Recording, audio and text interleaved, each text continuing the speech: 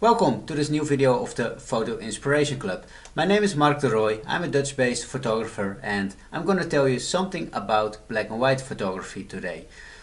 I'm going to change a photo in color to black and white, and I will show you how you can do that in a very easy way. I will use Adobe Lightroom and the NIK Collection Silver Efex Pro plugin for that. So please check it out. I will bring it to my screen and I will show you how you can do this.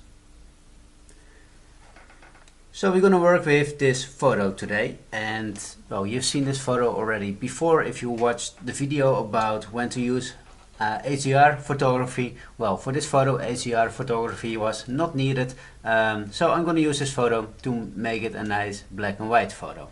So what are the steps you can take and how easy you can make it yourself? Well, there are basically different ways to do this, so I'm not going to tell you this is the best way, this is the way to do it. I only want to give you some inspiration how you can do it, in Lightroom, but if you want to make it even more nicer, maybe it's nice to go to Silver Efex Pro. So I'm going to show you two ways. So what a lot of people do, they just click here black and white, and well, you can keep it like this, but that's not really what you want and what you're looking for, right? So this is also basically what you will get if you turn on the black and white mode in your camera. The black and white photos are not that spectacular. It's a lack of contrast, and of course you can add contrast here, and you can tweak a little bit with the other sliders to make it a little bit better, but this is not my my way of doing it. If you do it in this way, you can always go to the black and white panel here on the right side, and a nice thing to know is that you can basically determine yourself how dark, for example this wall, how dark you want to have it, or how bright. So if you use this tool, just go to the wall, press the left button of the mouse, hold it and pull it up or down, and you can directly see the what happens. So this is a very easy way to change the grays in the photo and make them a little bit brighter or darker. You can do the same, of course, with the sky. Now it's very bright. You can also make it a little bit darker. So the nice thing to do is you can basically change the complete photo, the look and feel. You can make the sky very dark. You can make the building very bright. Well, that's one way of handling a black and white photo in Adobe Lightroom. But this is not my preferred way to do it, because although you can make very nice black and white photos with only this panel here on the right side, there are actually better tools to do it. Lightroom is not specialized in black and white photography, but the plugin Silver Efex Pro, and is from NIK Collection, which nowadays is owned by Google, and unfortunately they announced that they are not going to develop the plugin anymore, but you can still use it as a plugin for Lightroom or Photoshop. But that tool, that plugin is really powerful, and I will show you why. So what I'm going to do is I press done here, and I will go back to where we started. So my way of making a nice black and white photo is to make sure that the overall exposure in the photo is right. Well, as you can see in the histogram, it's almost right already. Just to check if there are any highlights or very darks. Now that's not the case. With the whites, I press the Alt button, I go a little bit up here, and with the blacks I press it again, and I want a few blacks just like this. So with those two changes I improve the contrast in the photo a little bit, and that's basically the only thing I do here in Lightroom. Now I'm going to bring it to Silver Efex Pro, but before you do that, make sure sharpening is not applied at all. So I go to details. The sharpening by default in Lightroom is on 25. That basically means it already applies sharpening, and the best way to apply sharpening is at the end. So You don't want to apply sharpening, bring it to Silver Efex Pro, make your changes there, because then you don't get the best quality. So I prefer to set the sharpening to bring it back to 0, and now I press the right button, I choose for edit in, and I go to Silver Efex Pro.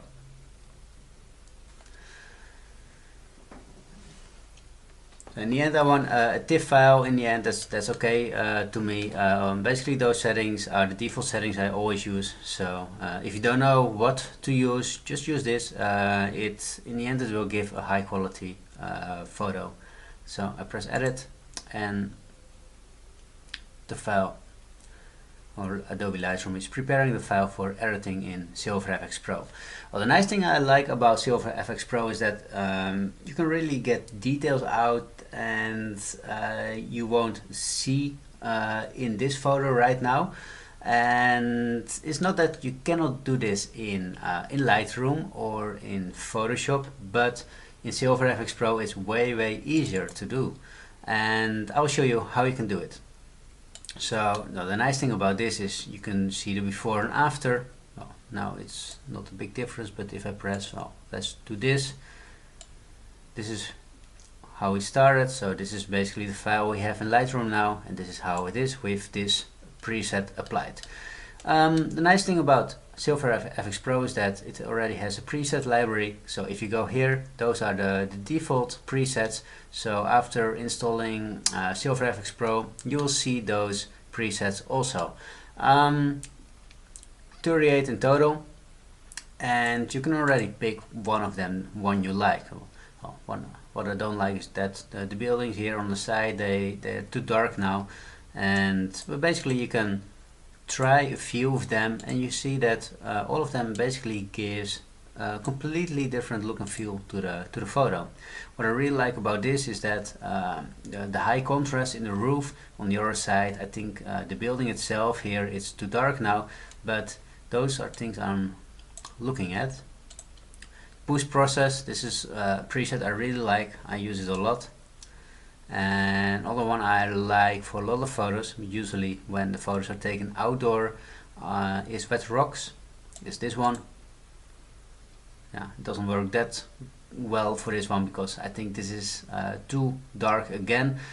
So as you can see, you have a lot of presets here, and well, if you apply a preset, it doesn't mean the photo is finished, but usually it gives a good starting point. And from here on, if you say, oh, I like this, but it's not perfect, you can always change the sliders here on the right side. So for example, if I increase the midtones, the brightening of the midtones a little bit, what you can see is that the building here gets a little bit brighter, exactly how I want it. Another very nice thing, well, you can improve the contrast also, and the structure. And maybe you think, well, I have Silver Efex Pro, but I don't see all those sliders. How is that possible? Well, that's because this, probably you see it like this, only 3 sliders, but just press this little arrow and you have even more control about all the settings in the photo. One thing I really like is the structure. With the structure you can really get out a lot of details in a photo. Well, it's already all of them are in the plus. I can also increase some structure in general, then it applies basically in the whole photo.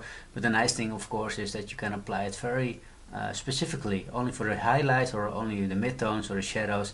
Maybe it sounds very complicated now when you see this for the first time, but I can tell you it's kind of easy to use. And even if you're not familiar with all those sliders yet, there's a very nice other way of editing. Just press one of those presets and maybe you're already happy with the result and you're basically done. So you don't have to use those sliders necessarily. One of the things I really like about Silver Efex Pro, of course we have 38 presets here, but during the years I created some presets myself because I really liked the effect it has in the photo, but also during the years I bought some presets. In the internet you can find a lot of free presets also, although not all of them are really good, so you have to be careful with that. Usually the free ones are not super good, and the thing is, it's very easy to save a combination of settings, like you see here on the right side.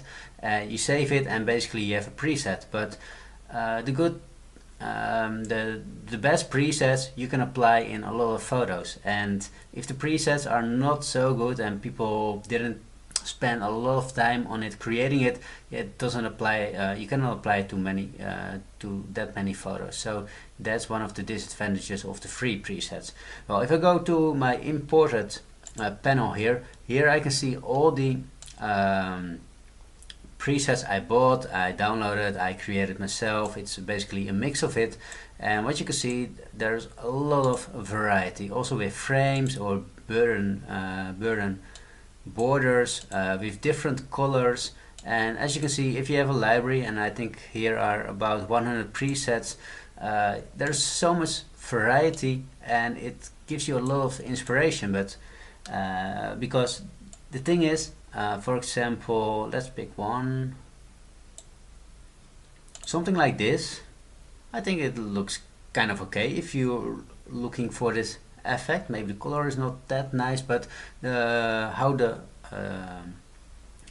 midtones are, the highlights and the contrast in the photo, that's what I really like. And maybe I wouldn't have come up myself with this combination of settings. So it gives a lot of inspiration, and sometimes you end up in a photo you wouldn't create yourself, because something that happens a lot with photographers, they have a specific type of style, and that is good, of course, because every photographer develops his own style and his way of edit his photos. But it can also make it a little bit boring, because maybe you apply all the same settings to all the same photos, and then those photos look like the same, and maybe it's a kind of signature for yourself and people will recognize your photo. That's a good thing, but sometimes you have to push yourself a little bit further, add some extra creativity in your photos, and that's a very good way. Using presets is a very good way to do that. So when you go through all those presets, it inspires a lot, and maybe in the end you end up with a photo you like a lot, but you wouldn't have created yourself. For example, this one, well, in one of the presets before I said, well, the buildings are a little bit dark here, but to be honest, I really like it in this photo, because the middle part is so bright. It really stands out. And only thing I don't like, and that's in general, I don't like borders, but if you don't like it, just go down. And here you see image border. Now type 12 is applied, but you can turn it off. And also the burn edges is applied, all edges. Well, maybe if you don't like it, you can also turn it off, but in this case I kind of like it. So this is a really nice, I think this result is very nice. So, well, I can save it, and then Silver Efex Pro is bringing it back to Lightroom.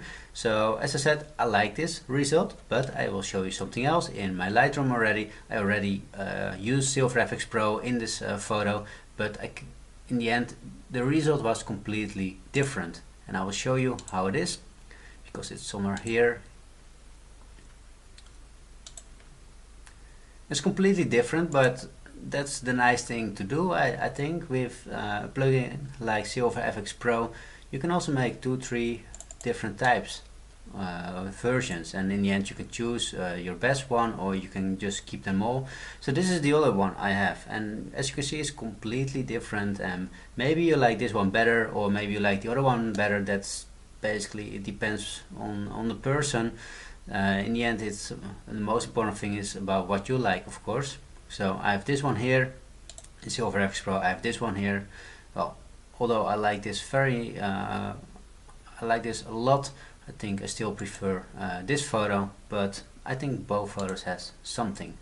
So I really recommend you to use Silver Efex Pro if you're into black and white photography, and if you're if you really want to create spectacular results in a very easy way. So make sure you download Silver Efex Pro. It's very powerful, very nice way to create easy black and white photos, and check it out, download it, it's free, so do it now.